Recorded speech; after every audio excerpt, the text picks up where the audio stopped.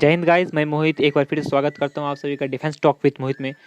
तो फ्रेंड्स, आज का जो हमारा टॉपिक रहने वाला है गाइस, ये हमारा रहने वाला है आपके इंडियन एयरफोर्स XY ग्रुप की जो आपकी एग्ज़ाम है, इसे हम कैसे क्रैक करें 2021 में। तो फ्रेंड्स गाइस, जो हमारे जो आपका जो फॉर्म फिलअप है इंडियन एयरफोर्स का गाइस, ये ऑलरेडी अब बंद हो चुका है। मीन्स आपका 7 फरवरी तक ही फॉर्म फिलअप थी और फॉर्म फिलअप अब क्लोज हो चुका है।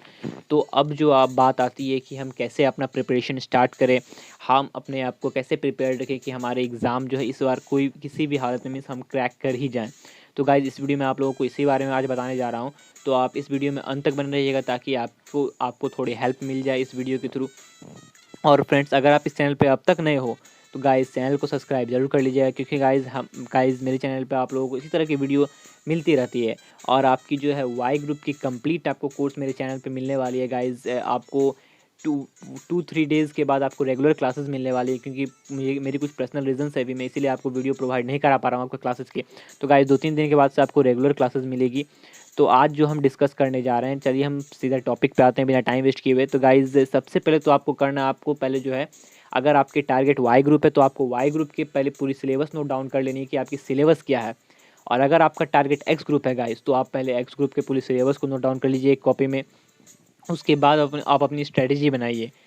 और जो जो बिगनर्स है, ये तो उनके लिए थी कि आप वो सिलेबस नोट डाउन कर ले। तो गाइस, जो जो आपकी जो मतलब रिपीटर्स हैं, जो बार बार एग्ज़ाम दे रहे हैं, वो क्या करें।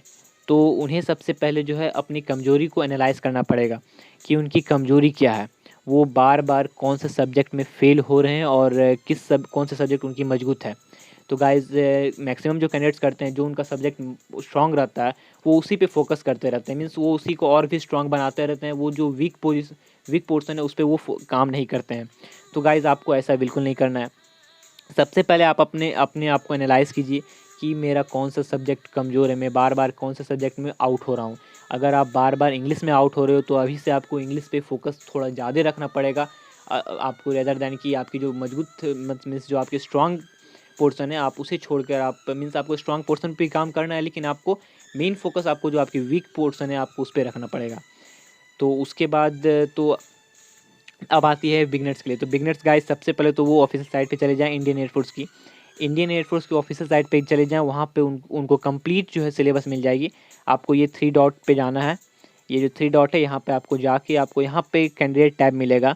ठीक है गाइज़, इस कैंडिडेट टैब में जाना है, वहाँ पे आपको सिलेबस सेक्शन मिलेगा। ठीक है, तो आपको वहाँ सिलेबस में चले जाना है और वहाँ पे आपको हर एक सब्जेक्ट की मीन्स अगर आपको वहाँ पे अगर आपका टारगेट वाई ग्रुप है तो आप सिर्फ इंग्लिश और रागा के सेक्शन का सिलेबस नोट डाउन कीजिएगा। अगर आप बोथ के लिए प्रिपरेशन कर रहे हो तो आपको पूरे के आपको पहले सिलेबस नोट डाउन कर लेनी, और आपको एक मीन्स आपको स्ट्रेटजी बनानी है कि मुझे आज मुझे एक सुबह से इतने घंटे मैं इंग्लिश में दूंगा, उसके बाद मैं मैथ में दूंगा। आपको रेगुलर सभी सब्जेक्ट्स पे फोकस रखनी है। ऐसे नहीं कि अगर आप इंग्लिश बना रहे हो तो आप इंग्लिश ही बनाते जाओ और अगर आप मैथ बना रहे हो तो आप मैथ ही बनाते जाओ। ये नहीं करना है आपको, ये प्रोसीड्यूर नहीं रखना है आपको। इंग्लिश, मैथ, फिजिक्स, रागा सभी पे कंप्लीट फोकस रखना है अगर आप दोनों के लिए प्रिपेयर कर रहे हो। अगर आप सिर्फ एक्स के लिए प्रिपेयर कर रहे हो तो सिर्फ आपको ये तीनों सब्जेक्ट पे फोकस रखनी है, और अगर आप वाई के लिए कर रहे हो तो आपको इन दोनों सब्जेक्ट पे मेन फोकस रखनी है। ठीक है, ये दोनों आपकी वाई ग्रुप के लिए नहीं है, ये आपकी एक्स ग्रुप में आते हैं। ठीक है, तो आप सिलेबस देख सकते हो, आपको सिलेबस पहले नोट डाउन करनी है। उसके बाद यहाँ पे आपको जो है मॉक टेस्ट भी दी गई है। इंडियन एयरफोर्स की ऑफिशियल साइट पे आपको मॉक टेस्ट दी गई है और यहाँ पे बताया गया कि आपकी किस लेवल की एग्ज़ाम होती है। ये नहीं है कि आप मैथ और फिजिक्स बना रहे हो तो आप आईटी की लेवल की बनाते जाओ, उससे आपको कुछ फ़ायदा नहीं होने वाला है। आप कितने भी हार्ड वर्क कर लो, लेकिन अगर आप सही जगह पे नहीं करते हो तो वो आपको असर नहीं करने वाला है। तो सबसे पहले आपको तो ये सिलेबस जो दिख रही है, ये इंग्लिश का सिलेबस है गाइज़, आपको ये सिलेबस नोट डाउन करनी है। ठीक है, ये जो कंप्लीट सिलेबस है ये इंग्लिश की सिलेबस है। आपको टोटल आपको सिलेबस नोट डाउन कर लेनी है। सबसे पहले जो है शॉर्ट पैसेज है, ग्रामर सेक्शन है, ग्रामर सेक्शन 2 है। तो इस तरह की आपकी ये क्वेश्चन जो इन्हीं सब टॉपिक से आती है। तो आपको ये सिलेबस कंप्लीट सिलेबस है, इसे आपको नोट डाउन करना है। उसके बाद नीचे में आपको 1 मॉक टेस्ट दी गई है। ठीक है, आपको ये मॉक टेस्ट लगा लेनी है और अपने स्कोर को एनालाइज़ करना है कि मेरा स्कोर कितना आ रहा, क्या मैं इस लायक हूँ और मुझे कितनी और मेहनत करनी है, आपको ये करना है। ठीक है, आप अगर सिलेबस डाउनलोड करना चाहते हो तो यहाँ से आप डाउनलोड कर सकते हो। ये डाउनलोड यहाँ पे टैब दिया गया है। इंग्लिश के बाद अब आपकी जो बात आती है वो है मैथ। ठीक है, ये आपकी एक्स ग्रुप वालों के लिए है। तो मैथ का भी आपको कंप्लीट सिलेबस दिया गया है। देख सकते हो, set relation and function, trigonometric function, inverse trigonometric function, complex number, linear inequalities, mathematic induction, permutation and combination, binomial theorem, sequence and series, Cartesian system and rectangular coordinates, straight line and family of lines, circle and family of lines, conic section, 3 dimension. तो ये आपकी math की syllabus है। ठीक, ये complete आपकी math की syllabus यहाँ पे है। अब बात आती है आपकी मैथ की सिलेबस। ठीक है, ये मैथ की सिलेबस नोट डाउन करने के बाद अब आपकी बात आती है मैथ का मॉक टेस्ट। तो मैथ के जैसे आपको इंग्लिश का मॉक टेस्ट मिला, उसी तरह से आपको मैथ का भी मॉक टेस्ट यहाँ पे प्रोवाइड कराया गया है इंडियन एयरफोर्स के द्वारा। तो ये रही आपकी मैथ की मॉक टेस्ट। तो यहाँ पे भी आप मॉक टेस्ट लगा के अपने स्कोर को एनालाइज कर सकते हो कि क्या कौन से लेवल का आपको एग्जाम मीन्स किस लेवल के लिए आपको प्रिपरेशन करनी है। ऐसा नहीं है कि आप मतलब अपनी प्रिपरेशन आपने स्टार्ट की है और आप डायरेक्ट आईआईटी लेवल की प्रिपरेशन कर रहे हो, तो गाइज उससे आपको कोई फ़ायदा नहीं होने वाली है। आपको जो है जिस लेवल का आपका एग्ज़ाम पूछा जाता है, मीन्स रिक्वायरमेंट बोर्ड जो आपको लेवल देती है, आपको उसी लेवल की तैयारी करनी है। अगर आप कुछ ज़्यादा ही ऊपर के लेवल के प्रैक्टिस कर रहे हो तो आपको जो एग्ज़ाम में, क्योंकि गाइस यहाँ पे आपको टफ क्वेश्चन नहीं पूछे जाते हैं, क्योंकि यहाँ पे आपको एक मीन्स लिमिटेड टाइम दिया जाता है। आपको उस टाइम में आपको पूरे क्वेश्चन को कवर करनी रहती है। तो जो है वो जो बोर्ड, एयरफोर्स की जो बोर्ड है आपको वो उसी लेवल की क्वेश्चन बनाती है कि आपके उस टाइम में कवर हो जाए। तो ये तो मैथ की मॉक टेस्ट है। अब जो है आपकी एक्स ग्रुप पे जो सेकंड रिक्वायरमेंट है वो है फिजिक्स। तो ये रही आपकी 1 सेकेंड, ये फिजिक्स की सिलेबस और आपकी मॉक टेस्ट। तो आपको पहले जो सिलेबस में मेन जो एरियाज़ है वो आपकी ये है, वर्क है, ग्रेविटेशन है, थर्मोडायनामिक्स है, ये सब आपके मेन एरियाज़ हो जाते हैं।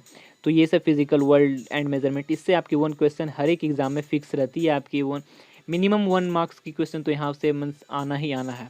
तो ये सब आपके पहले तो आपको मेन टॉपिक को छांट लेनी है। ठीक है, आप किस किस टॉपिक पे स्ट्रॉन्ग हो वो टॉपिक आपको नोट डाउन कर लेनी है। लेकिन हाँ गाइज, जो आपको वीक सेक्शन है सबसे पहले आपको उस पर काम करना है, उसके बाद आपको स्ट्रॉन्ग सेक्शन को देखना है। तो फिजिक्स की ये थी आपकी सिलेबस और ये रही आपकी फिजिक्स की मॉक टेस्ट। फिजिक्स की भी आप मॉक टेस्ट लगा सकते हो। उसके बाद अब बात आती है वाई ग्रुप वालों के लिए, रागा सेक्शन। तो रागा सेक्शन बहुत इंपॉर्टेंट होती है गाइस, क्योंकि यहाँ पे सबसे इंपॉर्टेंट आपको होता है टाइम मैनेजमेंट। आपको टाइम मैनेज करना जो है यहाँ पे आपको सबसे पहले सीखना पड़ेगा। तो रागा के लिए बेस्ट है आपको प्रैक्टिस। जितनी ज़्यादा आप प्रैक्टिस करोगे उतना आपका स्पीड इंप्रूव होगा, और जितना आपका स्पीड रहेगा आप उतने ज़्यादा क्वेश्चन आप अटैम्प्ट कर सकते हो एग्ज़ाम में। अगर वाई ग्रुप वाले हैं तो वाई ग्रुप वालों के लिए गाइस आपकी सिलेबस कुछ टफ नहीं रहती है, लेकिन मेन आपकी रहती है प्रैक्टिस। आप जितने ज़्यादा प्रैक्टिस करोगे उतनी आपकी स्पीड बढ़ेगी और उतना ही आपको फ़ायदा होने वाला है एग्ज़ाम में, आने वाले एग्ज़ाम में, जो कि आपकी 18 अप्रैल से होने वाली है एक्स वाई ग्रुप की, इंडियन एयरफोर्स की। तो आप ये देख सकते हो, ये रीजनिंग की सिलेबस है। ठीक है, ये रीजनिंग का सिलेबस है। उसके बाद आपको नीचे मिलेगी आपको मीन्स क्वांटिटेटिव एप्टीट्यूड, मैथमेटिक्स। ठीक है, ये रहा मैथमेटिक्स। तो मैथमेटिक्स मीन्स ये आपकी 10th लेवल तक की ही रहती है यहाँ पे वाई ग्रुप में, 12th लेवल की मैथमेटिक्स नहीं पूछी जाती है। तो ये है आपकी मैथमेटिक्स सिलेबस। उसके बाद आपका नेक्स्ट सेक्शन आता है जनरल नॉलेज का सिलेबस। ठीक है, जनरल नॉलेज, इससे आपको 7 से 8 क्वेश्चन ही इस सेक्शन से आते हैं। मेन आपको बजट जो है वो आपके मैथ और रीजनिंग सेक्शन है।